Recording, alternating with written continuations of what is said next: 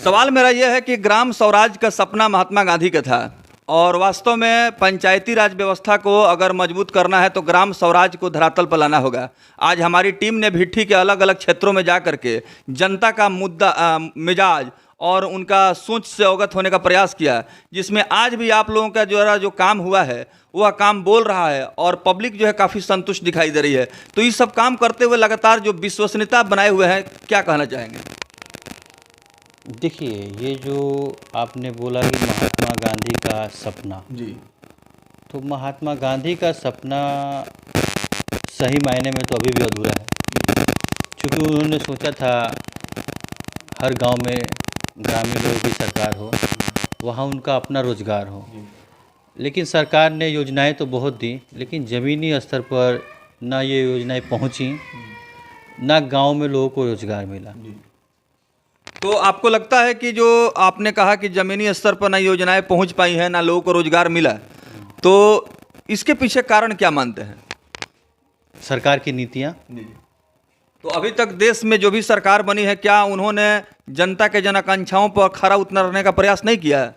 नहीं, बिल्कुल किया है। अगर नहीं किया होता तो आज गांव में इंदिरा आवास योजना कहाँ रहती। नई सरकार ने इसका नामकरण करके प्रधानमंत्री आवास योजना कर दिया। मनरेगा कहाँ रहता, जिसको नई सरकार ने महात्मा गांधी रोजगार योजना नाम दे दिया। तो योजनाएं तो शुरू से, जब देश आज़ाद हुआ उस समय देश की आर्थिक स्थिति क्या थी आप लोगों ने देखा होगा, या किसी ज़माने में आप बच्चे रहे होंगे।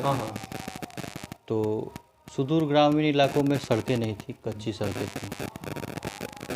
कांग्रेस ने मुख्यमंत्री सड़क योजना, प्रधानमंत्री सड़क योजना, ग्रामीण सड़क योजना करके बहुत सारी योजनाएं लाई, जिससे धीरे धीरे सारा सुख सुविधा सुदूर ग्रामीण इलाकों में पहुंचा। लेकिन अभी जो मौजूदा सरकार है उसे तो अपने पूंजीपति मित्रों को संतुष्ट करने, या सही मायने में देखें तो उनका भरण पोषण करने से ही फुर्सत नहीं है। आप बताइए, कोरोना जैसी महामारी के बाद इस देश में करोड़ों लोग बेरोजगार हो गए। सरकार ने उनको कोई रोजगार दिया? अगर पकौड़ा तलना ही रोजगार होता तो इस देश के सभी बड़े बड़े नेताओं के लड़के डॉक्टर, इंजीनियर या मल्टीनेशनल कंपनियों के मालिक नहीं होते। अगर पकौड़ा तलना ही रोजगार था तो फिर सही मायनों में जो एम्स हॉस्पिटल बन गया, या आईआईटी कांग्रेस के ज़माने में हुआ, या इसके पहले की सरकारों ने जो भी संस्थान खोली वो बेकार में खोली, सब लोग पकौड़ा तलते। तो मुखिया जी, अब जो है अब थोड़ा सा भिट्ठी पंचायत के उस विषय पर आपका ध्यान आकृष्ट करेंगे, क्योंकि हम तो देख रहे हैं, आज हम क्षेत्र में गए हैं, लोगों से मुलाकात हुई है, पब्लिक का ओपिनियन हम लोगों ने लिया।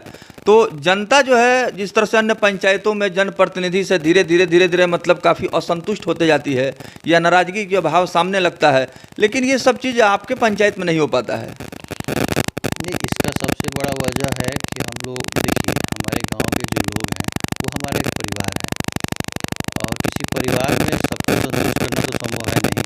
आपके घर में भी कुछ लोग होंगे, आप ही 4 भाई होंगे, तो पिताजी किसी न किसी को ज़रूरत के हिसाब से सबकी आवश्यकताओं को पूर्ति करते हैं। लेकिन ये जो हमारा गांव है, ये हमारा एक परिवार है, और हमारे पूर्वज शुरू से ही से अपना परिवार मानते हुए जो उनसे संभव हो सका उन लोगों ने किया। और आज 4-5 पीढ़ियाँ बाद भी हमारे घर के लोग, यहाँ के मुखिया हैं, चाहे गांव के लोग हमारा मान सम्मान करते हैं। कहीं ना कहीं हम लोग उस प्रथा को निभाते आ रहे हैं, सबके सुख दुख में रहते हुए। तो पूरे बिहार प्रदेश में पंचायत चुनाव में परिवर्तन की आंधी थी, बदलाव बड़े पैमाने पर हुआ है, और एक से एक प्रभावशाली जनप्रतिनिधि जो काफ़ी अच्छा काम किए थे, वे लोग भी अपना किला नहीं बचा पाए, और परिवर्तन में उनका भी कम से कम बदलाव हो गया, यानी मुखिया पद से वो जो हट गए। तो ऐसे में आप कितना टफ मान रहे थे इस बार चुनाव को? हालांकि ऐसा तो कुछ हुआ नहीं, फिर सही आपको परिवार को मौका मिला। देखिए, चुनाव को टफ तो, देखिए, कोई भी चुनाव होता है टफ ही होता है, सही मायने में कहिए तो। लेकिन चुनाव एक गरिमा में रह के लड़ा जाता है, आरोप प्रत्यारोप तो सब पे लगता है। यहाँ हम उस देश में रहते हैं जहाँ हम लोग अपने, जिसको हम भगवान कहते हैं, रामचंद्र जी, उस पर आरोप लग गया। तो आरोप तो लगना है, जहाँ हम 10 काम करेंगे वहाँ 2 गलत काम तो हो ही जाएगा, जाने अनजाने में हो जाएगा, हमारे देखने से सही होगा, लोगों को देखने से गलत होगा। तो ये चुनाव जो फिर हम चुनाव लड़े या गांव के लोग चुनाव हमको लड़वाते हैं, तो चुनाव वही लोग लड़ते हैं, हम लोग थोड़ी लड़ते हैं।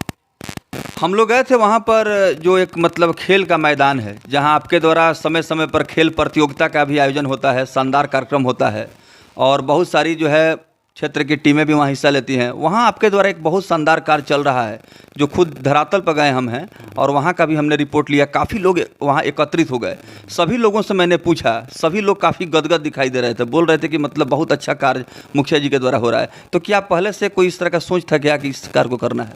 देखिए, जब तक हमारे विद्यालय में बच्चे पढ़ेंगे, खेलेंगे कूदेंगे नहीं, तो उनका बौद्धिक विकास कहाँ से होगा। अभी 2-4 महीने पहले लगभग हमारे गांव के एक हमारे भाई थे प्रशांत जी, उन्होंने अपनी माँ की पुण्यतिथि पर एक मैराथन दौड़ कराया, जो इसी गाँव में हुआ।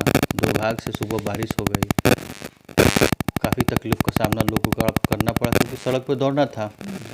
और हमने देखा इसके बाद कि बाहर से भी लोग आए हुए थे, आरा, बक्सर, गया, जहानाबाद के विद्यालय वाले बच्चे आए हुए थे। हमारे गांव से क्या, हमारे जिले से का कोई लड़का ना फर्स्ट है, ना सेकंड है, ना थर्ड है। उस दिन हमने सोचा यार सब कुछ है हमारे बच्चों का दिया हुआ, इतना बड़ा स्कूल है, कैंपस है, तो ऐसा क्या है। तो फिर दिमाग में आया कि नहीं, चलो सरकार की एक योजना है खेल के मैदान का विकास, इसके अंतर्गत बच्चों को दौड़ने के लिए एक रनिंग ट्रैक बनाया जाए।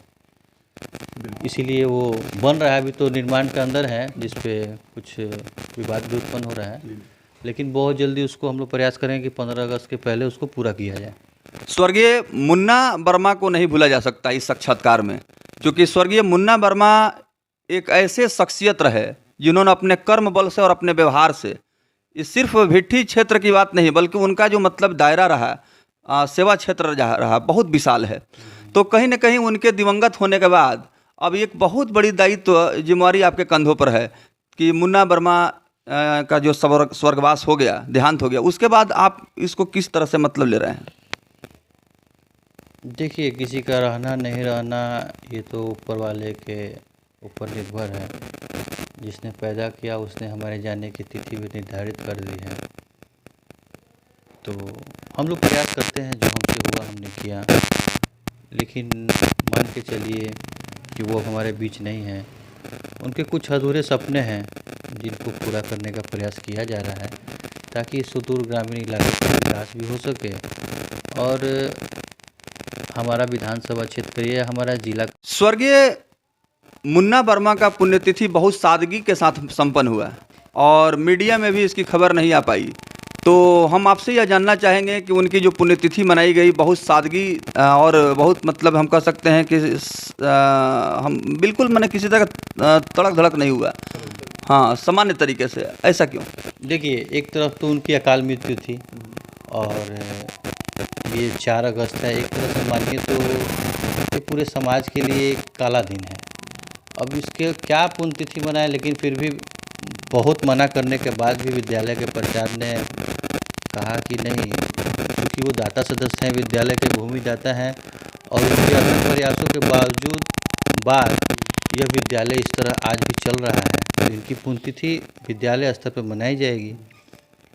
तो हमने भी कहा ठीक है, चलिए, विद्यालय में छोटा सा प्रोग्राम हुआ और काला दिन है तो क्या है, इसका मीडिया में हम लोग कुछ करते हैं, लेकिन हाँ, 5 तारीख है तो हमको अभी दिल्ली भी निकलना है।